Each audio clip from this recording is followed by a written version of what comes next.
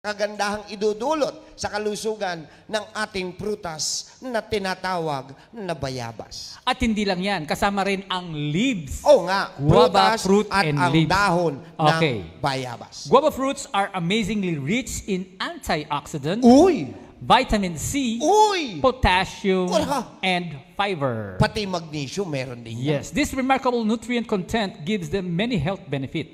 Guava leaves are used as an herbal tea and the leaf extract as a supplement. Oh. Here are some health benefits of guava fruits and leaves. Pakinggan nyo, ito po ang mga benepisyo na pwede natin makuha sa dahon at bunga ng bayabas. Immunity booster. Ang dahon ng bayabas at ang bayabas mismo ay malakas ang itutulong para sa ating immune system. Dahil ito ay punong-puno na ang Okay, guava is one of the richest sources of vitamin C. vitamin C.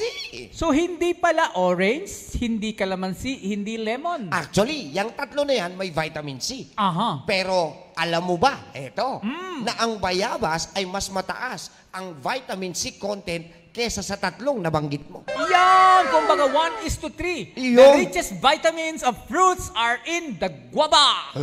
Fruit.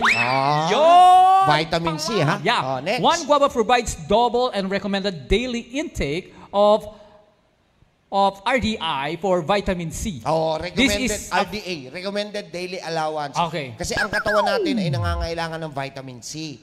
Alam nyo ba na ang isang guava fruit ay kayang isupply ang doble ng pangangailangan nating vitamin C according kay RDA? Ayun. Hindi lang pala ganun. That is 5 times the amount you would get from eating an orange. Oh, You see? Isipin mo, ang You see? isang bayabas, ang katumbas, 5 orangge. 5 orangge. Ano ba Tagalog ng orange? Anong kalel? Anong Kahel? galis? Anong galis? Galis? Galit. Ano daw? Kahel. Kulay yun eh, kulay. Kahel.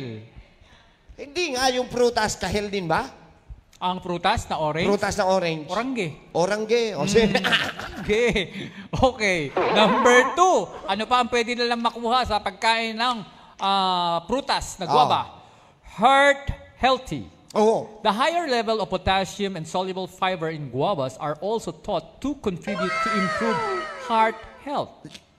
Ito, papaliwanag natin. Paliwanag Ano yung mo. naman niya? Potassium Potassium, higher level of potassium. at saka Soluble fiber. soluble fiber ay nakakatulong magpababa ng kolesterol in which pati po ang high blood nyo matutulungan pala nito. At Next. pagdating naman sa guava leaf extract, has been linked to lower blood pressure, a decrease in bad or LDL cholesterol, and rise in good HDL cholesterol. Ayun nga yung pinapaliwanag ko dahil sa potassium content nito at soluble fiber, makakatulong ito para magpababa ng bad cholesterol at mape-prevent nito na tumaas ang ating presyon. Tumpak ka dyan na naman, Arturo! Napaka-henyo mo! Number 3, fights inflammation. At lumalaban po ito sa pamamaga. Meron siyang anti-inflammatory property. May tanong ka agad. Si Roy Tumandaw, di po ba nakaka-appendix ang buto ng bayabas? Pag inaraw-araw mo't dami, definitely masama. Kaya nga ang lagi nating tinuturo dito, balance. Balance. Fight inflammation. The health benefit of eating and drinking guava are endless. One of the primary benefit is that it helps reduce inflammation in the body. Guavas are rich in potassium and magnesium, which aid with muscle recovery after tough workout. Yan yung pinapaliwanag natin. Bakit siya may anti-inflammatory property? Kasi po, meron siyang potassium at magnesium na kung saan nakakatulong para ma-relax yung muscle kung ikaw ay galing sa kahit na anong strenuous activities. May tanong, ano po bang mas magandang kainin? Yung malaking bayabas o maliit na bayabas? Anak ng kalabaw. Yung kalabaw na malaki. Depende sa'yo kung anong gusto mo. Depende sa'yo kung ano type mo. Kung anong trip mo. Eto pa, hindi papahuli. Improves eyesight.